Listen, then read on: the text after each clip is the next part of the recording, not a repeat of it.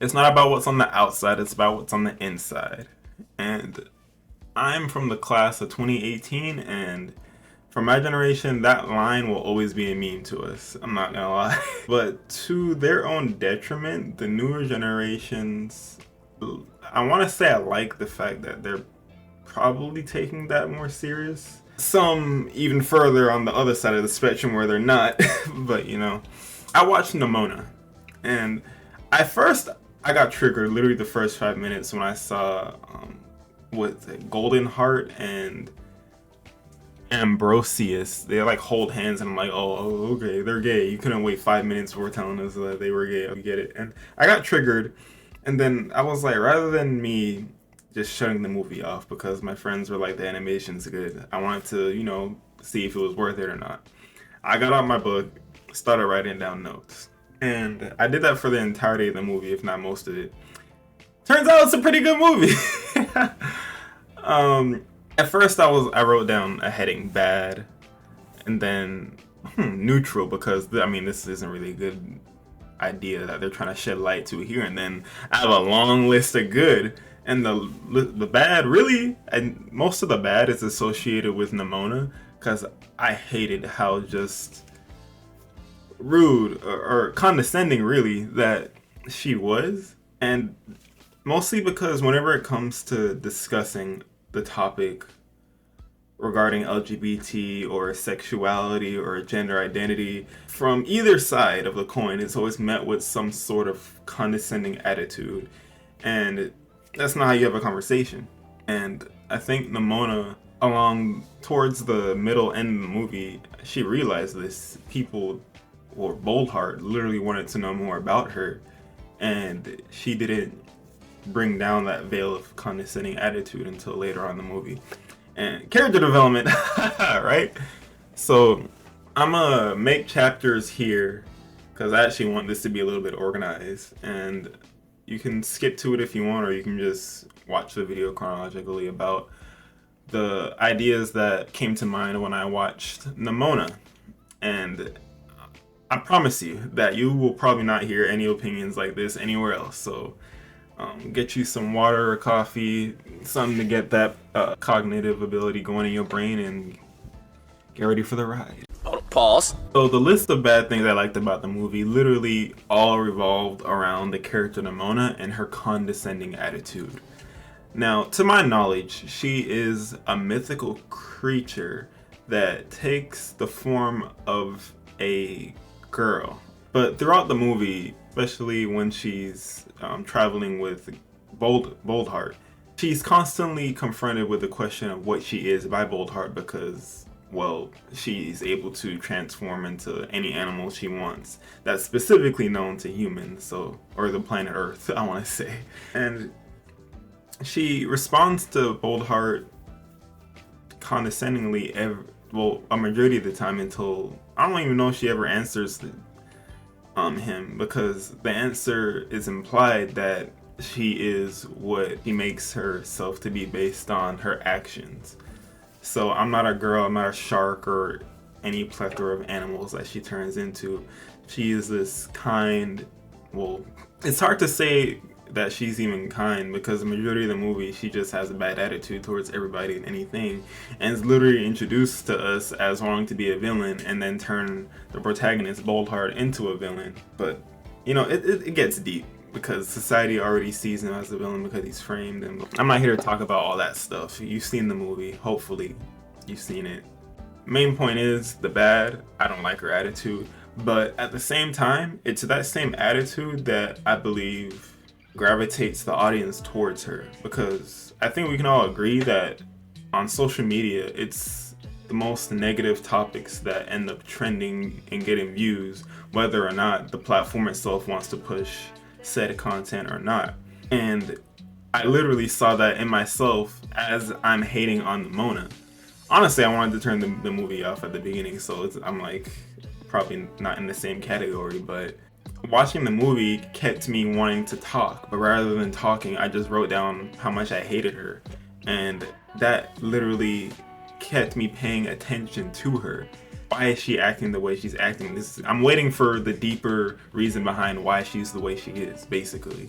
And one last thing before I move on, there's literally a time in the movie where they have to get onto a train or sneak onto it, and Nimona turns into Boldheart, and he's making fun of him while she's doing it because he wants to do it without being flashy or hurting anybody or destroying anything.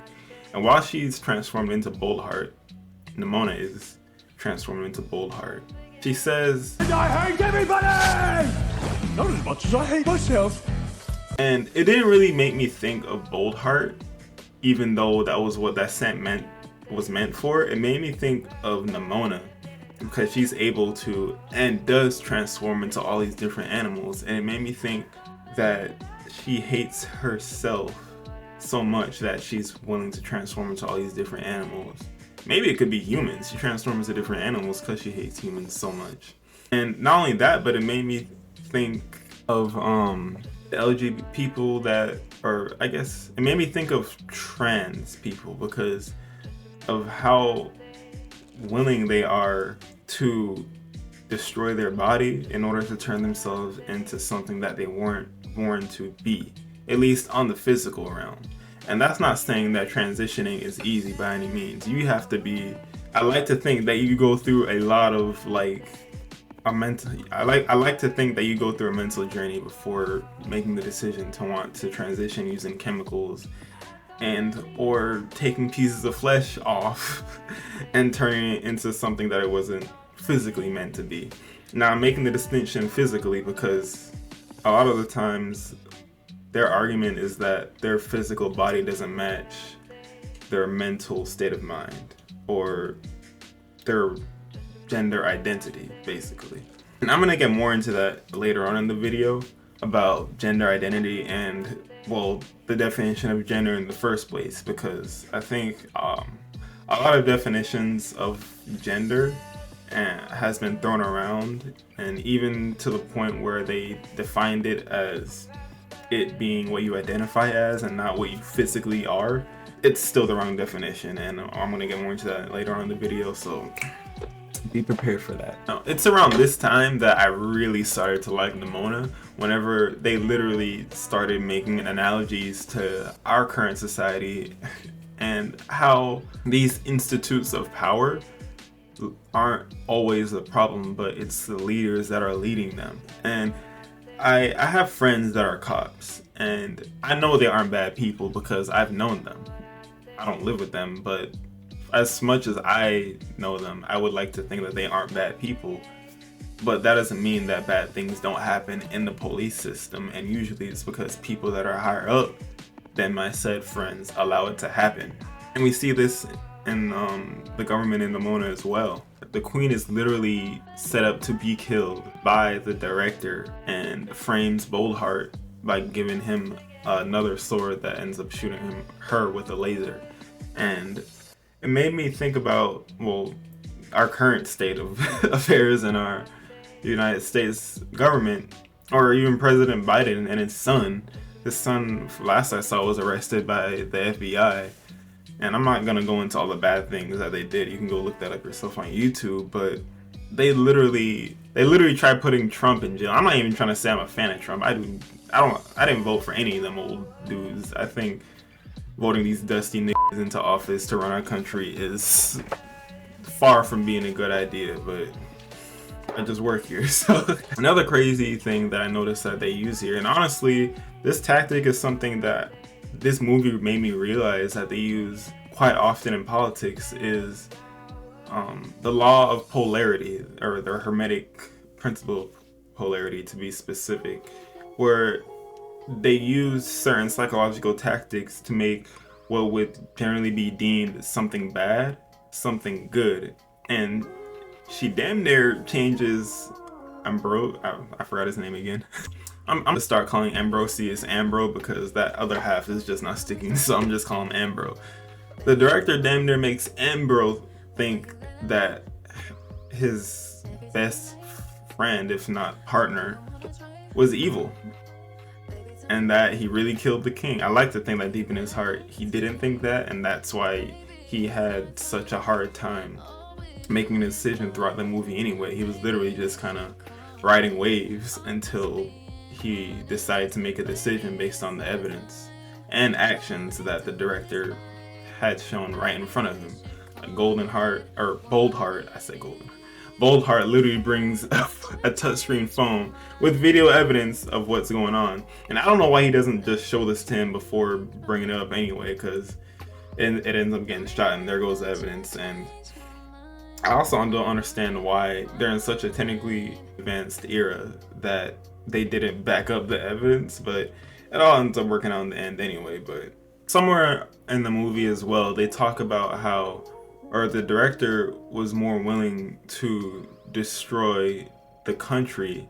Yeah, it was towards the end of the movie where she's about to fire that laser and people are about to die, and she said she's willing to, well, I'm assuming based on my perspective, she's willing to destroy the country in order to get rid of someone who she deems as evil. She's willing to destroy the country in order to get rid of that person. And I don't know if we're that far gone in our reality, but I think a lot of people should be afraid of the type of leaders that they vote into office, because at the end of the day, they're gonna stick up for themselves. The president's making about $400K a year, so regardless of the financial situation that our economy is in, eggs could cost $50, but it don't matter because the president's wealthy. Not to mention all the laundering and selling the drugs and all the underground stuff he's been doing, but again, I'm not going into any of that.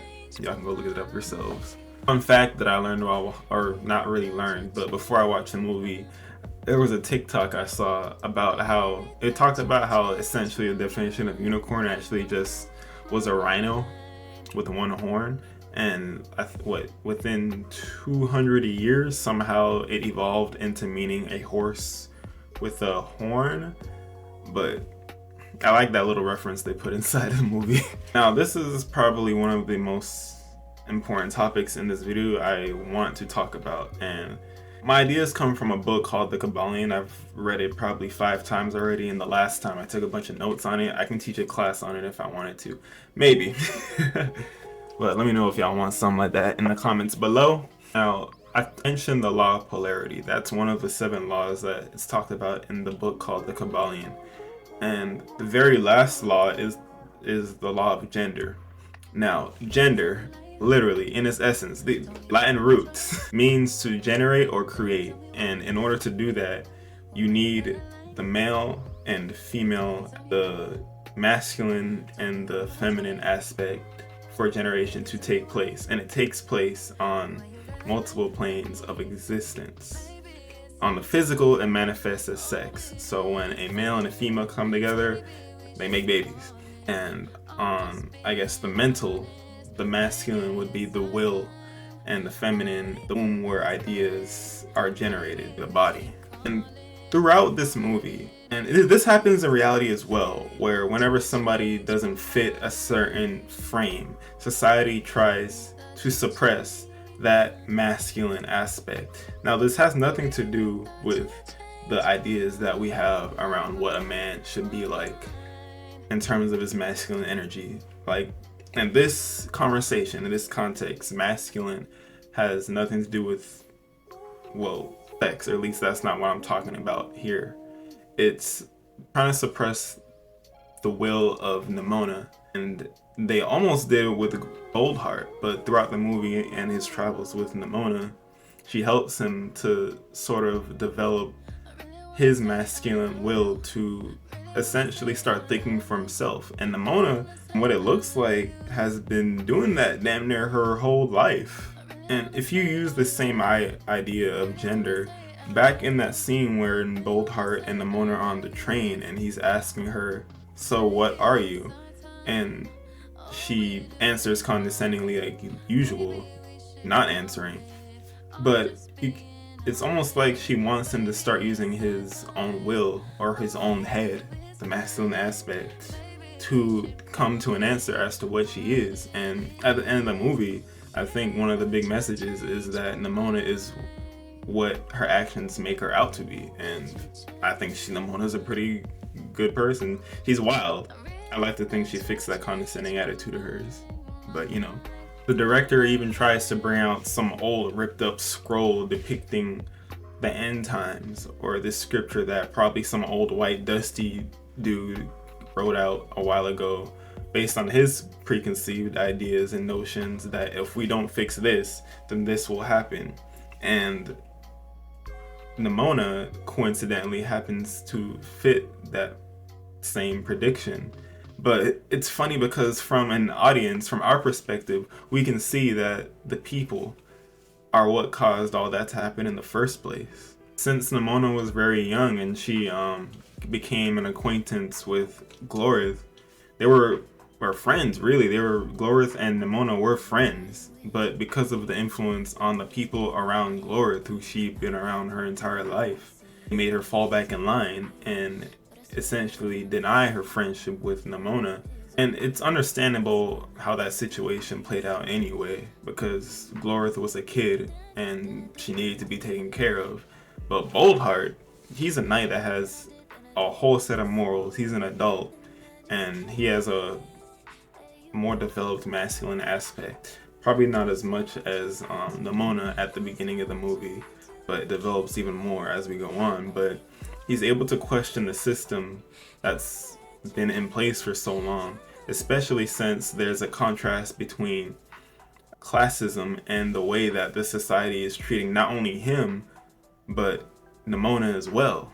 Classism is literally the same as, I guess, gender phobia, but gender being the masculine and feminine aspect, and nobody's using their masculine aspect. They're all just believing what the government is saying, and they're trying to suppress Nimona's masculine aspect, her will to think for herself and question the system that's in place. I believe that this same suppression of the masculine aspect is what's happening when it comes to these people in the LGBT community. I don't know, they keep adding stuff to it. I believe that this masculine aspect of our consciousness or our mind is manifested in cosplay, which I did a lot of in the past 3 to 4 years. Not as much anymore because they get a little too wild for me. But at first experience, when I started cosplaying and seeing everybody else cosplaying, I would describe it as them expressing their masculine aspect, because they were all people that quote unquote didn't fit in. And then, for the past 3 to 4 years, I like to think a lot of them fit in now because being cosplaying in anime is cool. Alright, now this is my last point, I think. And it's towards the end of the movie. The scriptures that the director had didn't really depict what happened after, I guess, the cataclysm, which is what Nimona became, this dark-looking black dragon with a heart. It's her purest form, essentially. That's the way I see it. And there was no blueprint for how to deal with it. But Boldheart, utilizing, that masculine aspect of his, did what he knew best, and he used his morals as a knight, and he knew Nimona, and he knew that at heart she was a good person, and he stopped her from not only killing herself, because it all could have ended there, but it wouldn't solve anything. Like, the ideas that plague their current society would still be there. So he stopped Nimona from, deleting herself, and changed the minds of not only Nimona, but the entire city on who she was. She she didn't destroy the city. Really, it was the humans destroying the city, as you could see. But his mind, he showed everybody that there's a different path that they can take besides what's laid out to them by their political leaders. And essentially, what was supposed to be their damnation ended up being their salvation. Probably not on a materialistic standpoint, because a lot of the city got destroyed, which was their fault. But on a mental standpoint, they all literally were elevated mentally. They reached higher vibrations. Damn, what am I doing? Where I used to hear people talk about vibrations and crystals and energies and think they were crazy.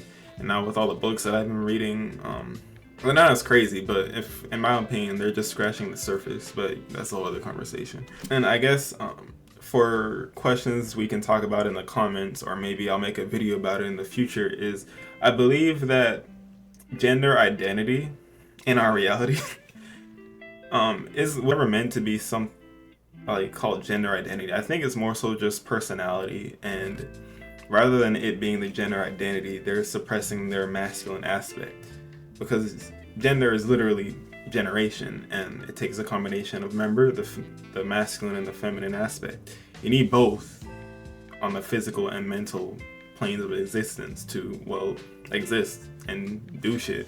And so I believe the LGBT community was born out of a necessity to fight against the suppression of the masculine aspect of our consciousness. And while on a physical level they are affected as well, I believe that mental aspect is way more important than the physical, because all this dies away. It's have portrayals of that in the Bible and these other books I've been reading that are more akin to spirituality and development. Nimona quite literally expressed her masculine energy or aspect onto the minds of Boldheart and him onto the entire city of the people. In all honesty, I would like to think that we don't need a giant black dragon to scare us into destroying our materialistic society and, buildings and whatnot before we realize that a change needs to happen. But I feel like something like that will happen, and that's more akin to what people are afraid of in terms of the end times. It won't be the end of the world, more so the end of an era. That's just my opinion though. Alright, we're at the end of the video. Let me know what y'all think. I honestly didn't expect it to be this. I think when I was watching it, I gave it like a 6.5, but honestly I think I give it a solid 8. Animation was good. I think my friends describe it as being really stretchy, and on honesty, the budget went into animating Nimona, and her facial expressions, just they were awesome. Recommend it to anybody, and watch it with an open mind. I think there's a lot to learn from it, and you'll have an idea on how to honestly raise your children if you have any. I don't have any kids myself yet, but I think it's a good idea on the direction that the next generation might be heading into. And don't look at it as being a straying away from, I guess, a better society. It's more like they're just expressing themselves, and hell, they're gonna be the ones living in the future, so why not let them deal with it? The most you can do is teach them the history of what you came from and make sure they learn from it. And use their masculine aspect of their mind to come up with answers.